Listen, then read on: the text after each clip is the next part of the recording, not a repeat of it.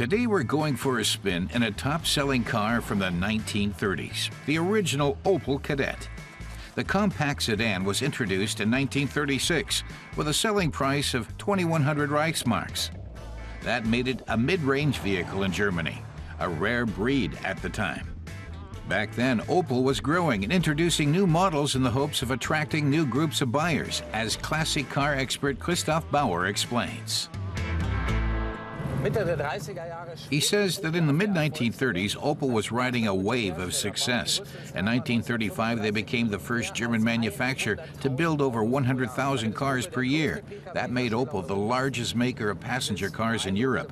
However, this impressive growth was only possible thanks to hefty cash injections from American parent company General Motors, which took a majority stake in Opel in 1929 during the Great Depression. When the German economy started to pick up, the middle class developed an interest in cars.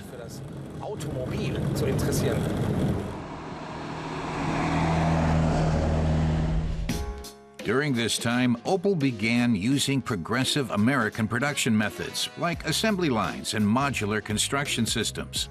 In 1935, Opel started producing Germany's first mass production car with a monocoque body, the Opel Olympia.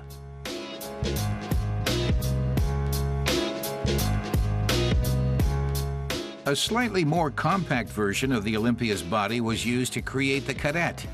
Its simple technology was largely taken from Opel's entry-level model, the P4.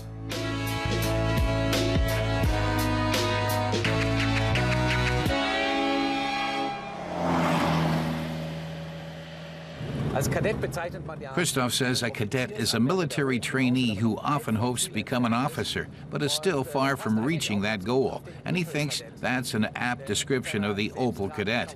While it had the monocoque body modeled on the Olympia, it lacked some of that much more expensive car's finesse. Still, at its premiere in Berlin in 1936, Opel's sales director touted the Kadett as an everyday car for discerning customers.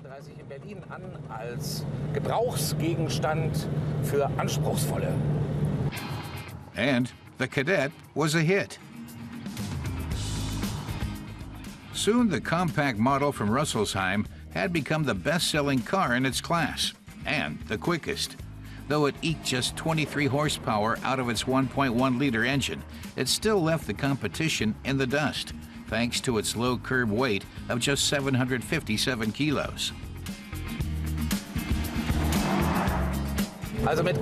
With a little patience and a heavy foot, Christoph can almost push the Kadett to 100 kilometers an hour mark.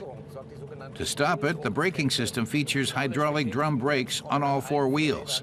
The base model Kadett has two rigid axles on leaf springs, making for a bumpy ride on country roads.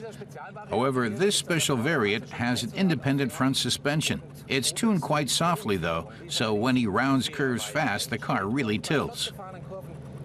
Hat man da schon beeindruckende Schräglage.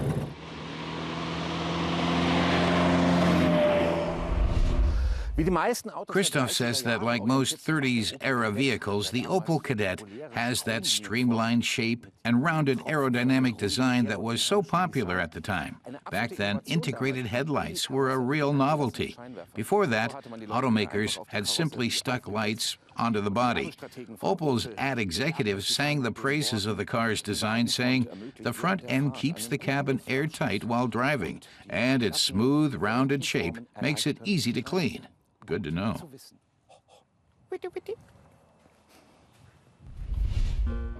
A stylized Zeppelin adorns the Kadett's hood. It was only in the 1950s and 60s that the airship was gradually replaced by the lightning bolt logo Opel still uses today. Its semaphore type turn signals instead of blinkers, and the externally mounted spare tire distinguish the Kadett as a pre-war model.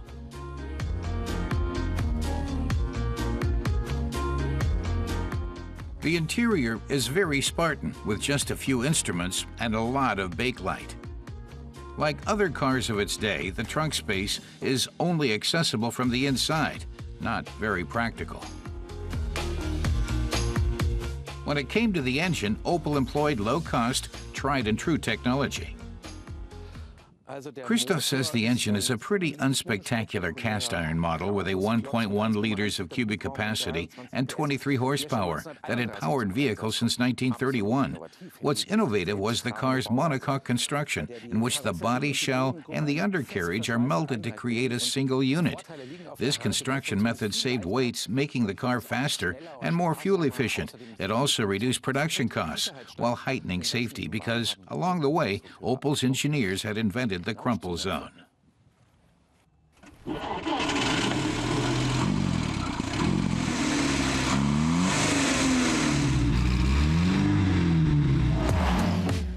The crumple zone was a byproduct of the car's unibody construction, though it was only patented at the end of the 1950s by Mercedes engineer Bella Barrenier. Still, that oversight didn't hurt the Kadett. The little Opel found over 30,000 buyers in its first year alone.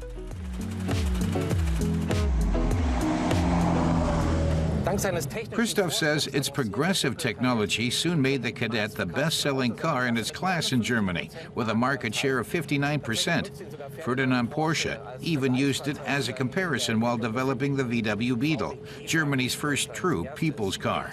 In spite of its success, the Kadett didn't earn that distinction. While it was a relatively low-cost car at the time, for the masses, it was still an unaffordable luxury.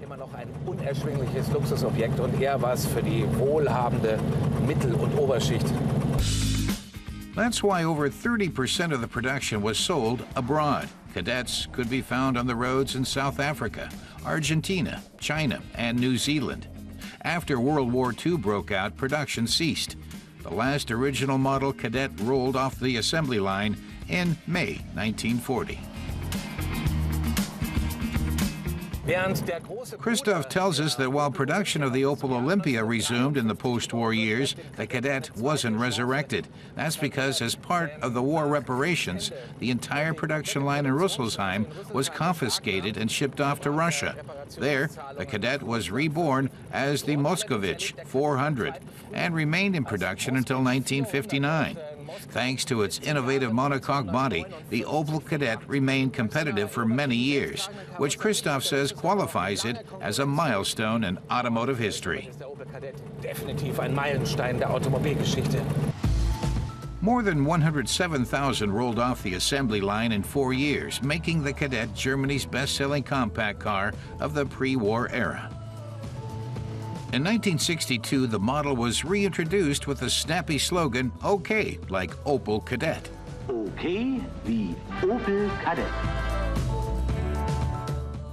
A total of 6 generations of the Kadett were produced until Opel ceased production in the early 1990s.